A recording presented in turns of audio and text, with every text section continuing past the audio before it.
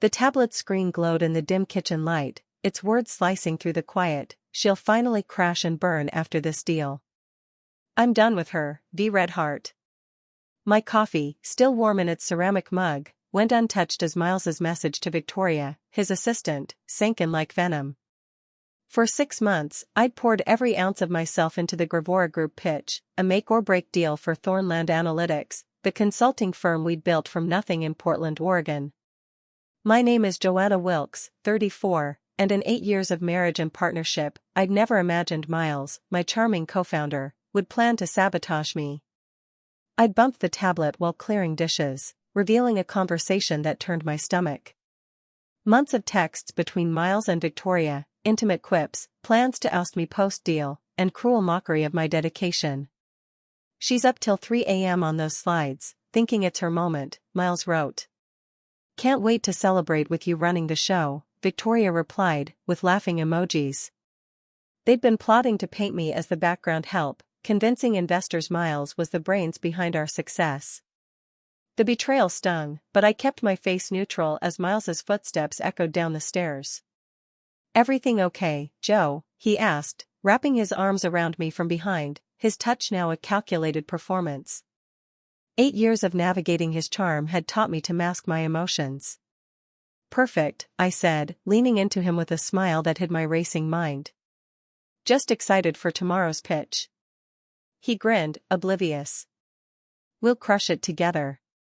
Together. The lie was almost beautiful. I was the strategist, crafting every proposal, every data-driven solution. Miles was the face, winning clients with his green eyes and easy smile. Or so I'd thought. The signs had been there, his late client dinners with no receipts, his sudden password changes, the way Victoria lingered at his side during meetings. 3 months ago, I'd found a $300 charge for a rooftop bar on a night he claimed to be working late. That week, I'd opened a private bank account, transferring 70% of my personal earnings from Thornland. When Miles suggested merging our business funds for efficiency, I'd agreed, leaving just enough in our joint account to avoid suspicion. His tablet buzzed again. She's clueless. Tomorrow's my freedom day. I set it back exactly as I'd found it, my hand steady. Let him think I was oblivious. I called Rebecca Hayes, my attorney and friend from law school, after Miles went to bed. He's planning to sabotage the pitch and push me out, I said, voice low. I found texts. Get me everything, Rebecca replied.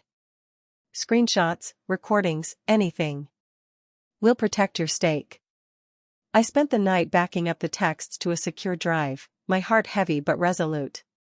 Miles thought he'd humiliate me in front of Gravora's CEO, Harrison Webb, tomorrow. Instead, he'd handed me the evidence to secure my future. As I sipped my cold coffee, I planned my counterstrike. Tomorrow's pitch wasn't just about winning a contract, it was about winning my life back. I returned to my home office, the space where Miles and I had once brainstormed over late-night pizza, dreaming of Thornland's future. Now, it felt like a battlefield. I opened my laptop and reviewed the Gravora pitch, 42 slides, each one a masterpiece of data analysis and strategic insight. I'd spent months studying Gravora's operational inefficiencies, their market competitors, and their growth potential. Every statistic was verified, every recommendation tailored to their needs. Miles had contributed little beyond his charm at initial client meetings, yet he planned to claim the credit, and the company. The kitchen clock ticked past midnight. I emailed our accountant, requesting a full audit of Thornland's finances, emphasizing my contributions, every contract I'd drafted, every client I'd analyzed. I also activated a recording app on my phone, ready for tomorrow's meeting. Miles's betrayal had lit a fire in me, not of anger, but of clarity. I wasn't just fighting for a deal, I was fighting for the life I'd built. As I slipped into bed, Miles's soft snores filled the room. He slept soundly, confident in his plan. I closed my eyes, visualizing the moment he'd realize his mistake. Tomorrow, he'd learn what happens when you underestimate a woman who's been paying attention. The signs of Miles's betrayal had been creeping in for nearly a year, subtle at first, like shadows lengthening before dusk. His client dinners stretched into the early hours, yet our joint account showed no corresponding expenses. His phone, once left carelessly on the counter, now stayed glued to his side, its screen locked with a new passcode. By spring, he'd started dressing younger, slim-fit blazers, designer sneakers, trying to shave a decade off his 38 years. Victoria, his 24-year-old assistant, was always nearby, her laughter too bright at his jokes, her emails to him peppered with emojis. I wasn't blind, but I wasn't confrontational. I observed, cataloging every red flag. 4 months ago, I'd found a $300 receipt for a rooftop bar in his briefcase, dated for a night he'd claimed a strategy session with a client. That evening, in the quiet of Thornland's home office, I opened a personal account at Pacific Trust Bank, transferring most of my earnings from the firm. When Miles suggested consolidating our business funds to streamline operations, I nodded, keeping just enough in the joint account, $12,000, 3 months' worth, to avoid suspicion. I'd also started documenting his financial oddities, $200 for team-building spa days, $450 for hotel stays an hour away, charges he brushed off as client expenses. Each went into a secure folder labeled Safeguard. 2 months ago, a $500 charge for a weekend at the Cascade Lodge appeared on our joint credit card, tied to a conference Miles attended solo. That's when I called Rebecca. "He's up to something," I told her over coffee at her downtown office. "I think he's planning to cut me out." Rebecca's eyes narrowed. "Protect your assets, Joanna. Your intellectual property, your client work, it's all yours. Start building evidence." I did. Every suspicious charge, every evasive text, was saved. I photographed his new wardrobe receipts, proof he was living beyond his salary. Thornland Analytics, built on my strategic genius, was my lifeline, and I'd kept its core assets, client contracts, proprietary models, in my name, despite Miles's grumbling about my overly cautious approach. His tablet buzzed again that morning. "She's got no idea, after tomorrow, we're free." I saved the screenshot, my pulse steady. Another text, "My family's on board. They think Joe's too controlling." I smirked. His sister Amanda had texted me last week, asking about Victoria rumors. I hadn't replied, timing was critical. Miles's arrogance was his weakness, and I'd let it dig his grave. That night, I poured a glass of Merlot, a bottle we'd saved for a client win. In our home office, surrounded by files of my work, Gravora's market analysis, competitor profiles, I refined my plan. The joint account Miles had targeted held a fraction of my wealth. The credit card he'd likely use for his and Victoria's celebration? I'd flagged it with the bank. I called Rebecca again. "I'm recording the pitch tomorrow," I said. "If he tries anything, I'll have proof." "Good," she replied. "His texts are enough for financial misconduct. If he sabotages you, we'll bury him." I hung up, picturing Miles's smug smile. He thought he'd outsmart me in front of Gravora's CEO. Instead, he'd handed me the tools to secure my empire. As I reviewed the pitch slides, I felt a quiet thrill. Tomorrow wasn't just a presentation, it was the start of his downfall. But I wasn't done preparing. I spent an hour cross-referencing Gravora's latest quarterly reports, ensuring every slide was airtight. I emailed Sophie Lane, my operations manager, to confirm our backup systems were ready in case Miles tampered with the presentation. Sophie, fiercely loyal and sharp, had sensed something off with Miles months ago. "He's been too cozy with Victoria," she'd warned. I hadn't confirmed her suspicions then, but now I trusted her to have my back. "Everything's set," she replied. "You've got this, Joanna." I also reached out to our IT consultant, ensuring our cloud backups were secure and inaccessible to Miles. Every precaution mattered. Miles thought he was playing chess, but I was 3 moves ahead. As I shut down my laptop, I glanced at our wedding photo on the desk, Miles's confident grin, my hopeful smile. That Joanna trusted too easily. This Joanna knew better. Tomorrow, I'd show him exactly who he'd underestimated. The morning of the Gravora pitch dawned crisp and clear, Portland skyline glinting through our office window. I woke at 5:30 a.m., ran through yoga to steady my nerves, and reviewed the presentation one last time. Miles, in his navy suit, a gift from our last anniversary, looked polished and confident, sipping coffee as he scrolled his laptop.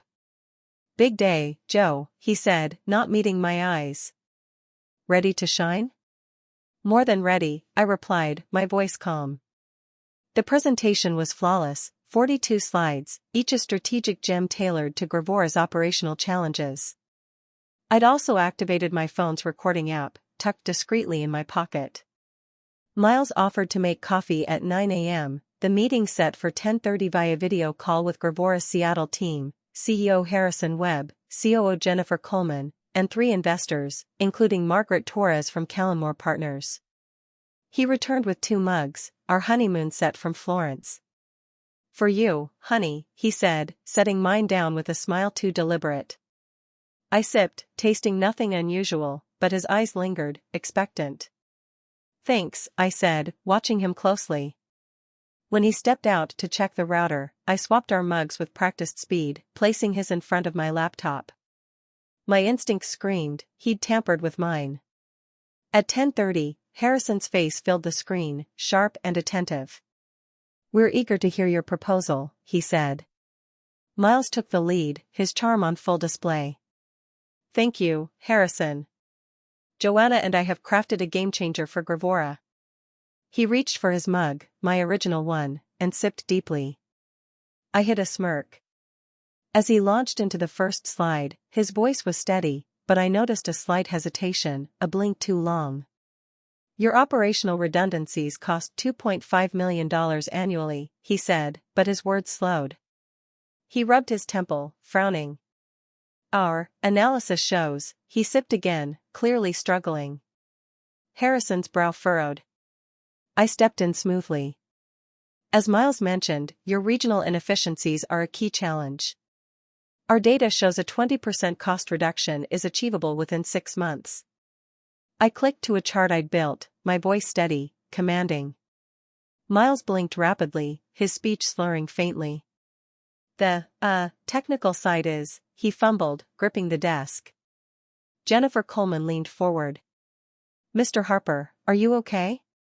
I seized the moment. "Miles has been burning the midnight oil," I said, all concern. "Perhaps I should take over while he rests." Miles protested, "I'm fine," but swayed as he stood, his face pale. Harrison's expression shifted to concern. "Please, darling," I said, guiding him to sit. "I've got this." To the camera, I added, "I know this proposal inside out. It's our shared vision." I dove into the slides, my expertise shining. Gravora's team leaned in, Margaret Torres scribbling notes. Miles, now silent, sipped again, sealing his fate. The substance he'd meant for me, likely a mild sedative, I later learned, was unraveling him. By the meeting's end, Harrison was effusive. "Joanna, this is exceptional. We'll follow up soon." Miles, barely coherent, missed his own downfall. My recording captured it all. After the call, I emailed Harrison, subtly addressing Miles's unwell state while emphasizing my commitment. I sent the recording to Rebecca, along with Miles's texts. Sophie, waiting in the wings, confirmed our backups were intact. As Miles stumbled upstairs, still dazed, I felt a surge of clarity. He'd tried to poison my career, but I'd turned his trap against him. The real victory was coming. Post-meeting, I moved swiftly. Miles was upstairs, sleeping off his self-inflicted haze, while I met Rebecca at her office. "The recording is damning," she said, reviewing the audio of Miles's slurred performance and my seamless takeover. "Paired with his texts to Victoria, plotting to oust me, we had a case for financial misconduct and attempted sabotage. We'll file for divorce and request full control of Thornland," she said. "Your contributions, contracts, models, are documented." "He's got nothing." I emailed Harrison a follow-up, addressing Miles's illness professionally while emphasizing my expertise. His reply came within hours, "Joanna, your presentation was outstanding. We're leaning toward Thornland, largely due to your leadership. Let's discuss terms tomorrow. My heart raced, not just for the contract, but for the validation. I also contacted our accountant, securing an audit of Thornland's finances, proving 85% of its revenue came from my work. A new business account in my name only held my redirected funds. Miles woke groggy, asking, "How'd it go?" I smiled. Better than expected. Harrison's impressed. His eyes narrowed, sensing something off, but he couldn't pinpoint it. Victoria's texts to him, which Sophie intercepted via a shared work account, showed panic. "What happened?" "You were a mess." Miles's reply, "I don't know. Felt fine till the coffee." I saved it all, my evidence growing. Amanda, Miles's sister, called that evening. "Joe, he's saying you sabotaged him. What's going on?" I sighed. "Check his texts to Victoria. He planned to push me out." Silence. "Oh look," she said. Her doubt in Miles was the first crack in his family's loyalty. By night, I'd locked down Thornland's intellectual property, ensuring Miles couldn't access our proprietary models. His betrayal had ignited my resolve, and I was ready to claim what was mine. That afternoon, I met with Sophie to strategize. "We need to secure our client relationships," I said. She nodded, already drafting emails to key contacts, emphasizing my role in their projects. We also updated our website, subtly highlighting my strategic leadership. Victoria, meanwhile, faced scrutiny. Her inappropriate texts with Miles were reported to her professional board, thanks to an anonymous tip from Rebecca's paralegal. By evening, Harrison confirmed a follow-up call, addressing me directly. "Joanna, we're excited to work with you," he wrote. "Not Thornland, me." Back home, Miles was pacing, his confusion turning to anger. "You did something, didn't you?" he accused. I shrugged, pouring tea. "I just gave the presentation you couldn't." His face flushed, but he had no proof, no leverage. My recording, now with Rebecca, was my ace. As I sipped my tea, I felt a quiet triumph. Miles had planned my ruin, but I'd turned his trap into my victory. The Gravora contract was within reach, and Thornland was slipping from his grasp. 6 months after the pitch, Thornland Analytics was mine alone. The divorce, finalized swiftly, was a rout. Rebecca presented Miles's texts, the recording of his disoriented performance, and a toxicology report confirming a sedative in his system, traced to a prescription in his name. His lawyer pushed for a settlement, knowing a trial would expose his sabotage attempt. I retained full ownership of Thornland, its client list, and all intellectual property I'd developed. Miles walked away with his car and a $10,000 settlement, a fraction of what he'd hoped to steal. Gravora signed a $5 million contract, crediting my exceptional leadership. We'd already saved them $3 million in efficiencies, and Margaret Torres invested $2 million in Thornland's expansion. I hired 3 analysts, including Sophie's friend Mia, and opened a second office downtown. Sophie, now my deputy, launched a data analytics division, her idea sparking national interest. Clients flocked to us, drawn by my reputation as the strategist who outsmarted Betrayal, as a local paper dubbed me. Miles's career crumbled.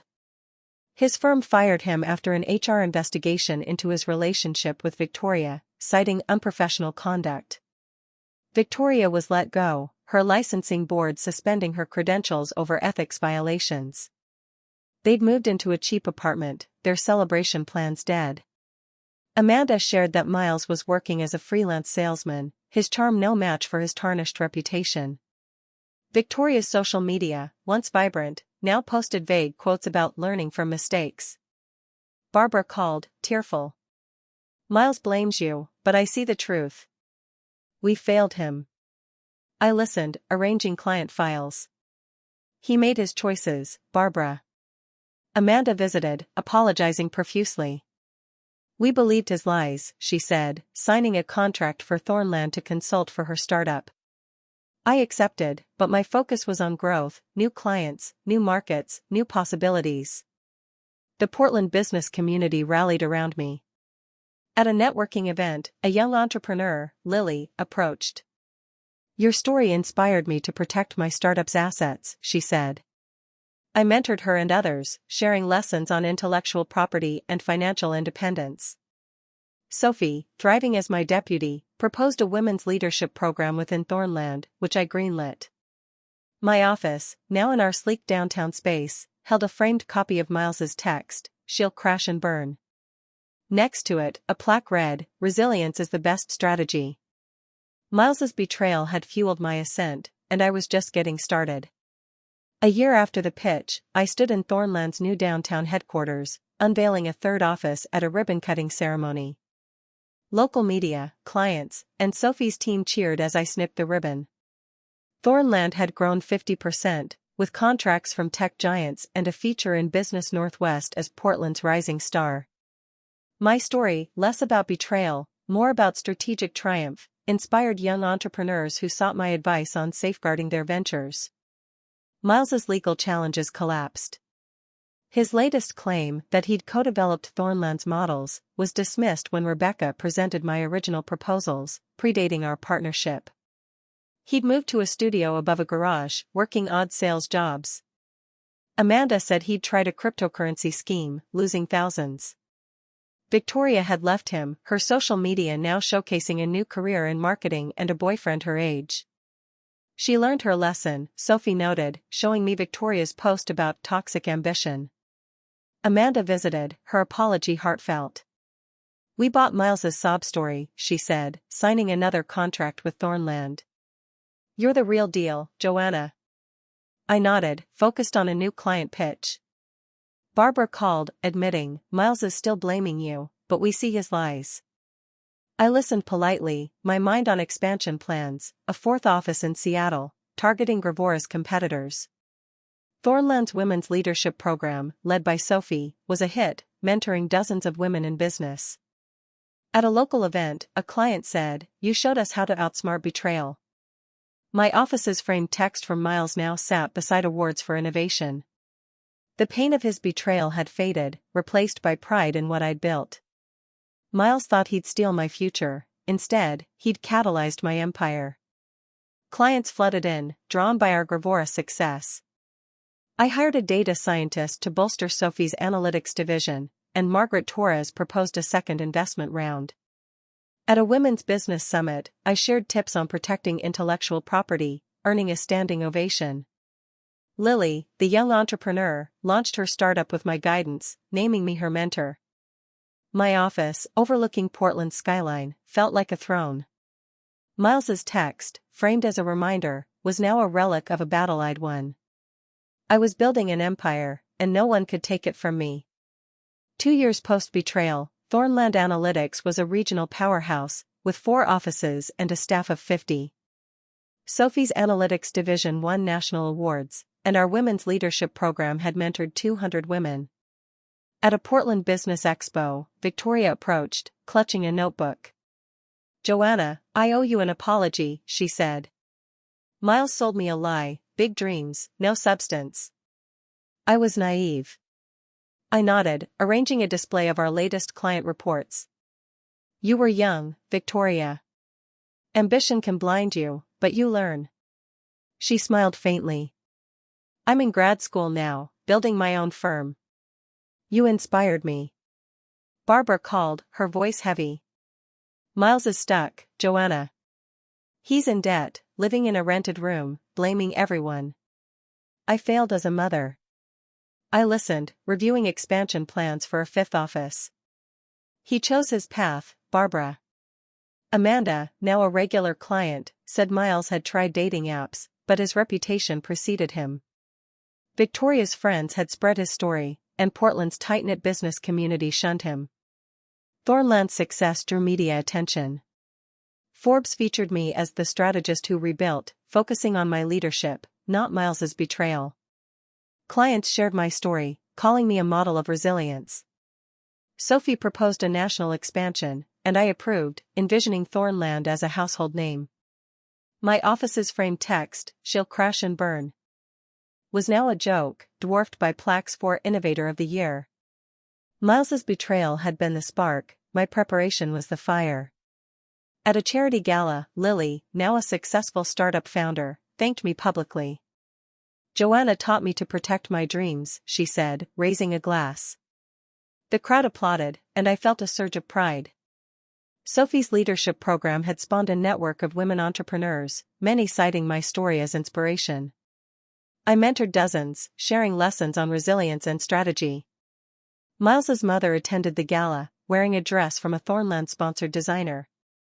"Miles talks about his glory days," she said privately. "He doesn't see he threw them away." I smiled, focusing on my team's applause. My empire was growing, and I was unstoppable. 5 years after Miles's betrayal, I stood at a national business conference in Seattle, addressing 1,000 attendees on building unbreakable ventures. Thornland Analytics now had 6 offices, 100 employees, and a $50 million valuation. Our analytics division was industry-leading, and Sophie, now COO, was planning a global expansion. My story, once a tale of betrayal, was now a blueprint for resilience, featured in Harvard Business Review. During the Q&A, a woman asked, "My partner says separating assets is mistrustful. What's your advice?" I smiled. "My ex said the same until he tried to steal my company. Trust your instincts, protection is power." Miles, Amanda shared, lived in a small apartment, working as a retail clerk after his sales gigs dried up. His dating profile, still touting young at heart, went unanswered. Victoria, now a respected consultant, credited me in a podcast for inspiring her pivot. Barbara attended Thornland's 5th anniversary gala, her eyes misty. "Miles lives in the past," she said. "You built the future." I nodded, surrounded by my team, clients, and mints. My office's framed text, "She'll crash and burn," sat beside a sign, "Strategy is the best revenge." Thornland wasn't just a business, it was proof that betrayal could fuel greatness. As I reviewed plans for a 7th office, I saw my reflection, not a woman broken by deceit, but one forged by wisdom, thriving on her own terms. Miles had meant to end me, instead, he'd launched my legacy. At the gala, Lily and other men's toasted my journey. "You showed us how to turn pain into power," Lily said. The crowd cheered, and I felt a swell of gratitude. Sophie unveiled a new scholarship fund in my name, supporting women entrepreneurs. My story had transcended Portland, inspiring a generation. Miles's betrayal was a distant memory, a footnote in a saga of triumph. I'd built an empire not by revenge, but by outsmarting those who underestimated me. As I looked to the future, I knew, the best was yet to come.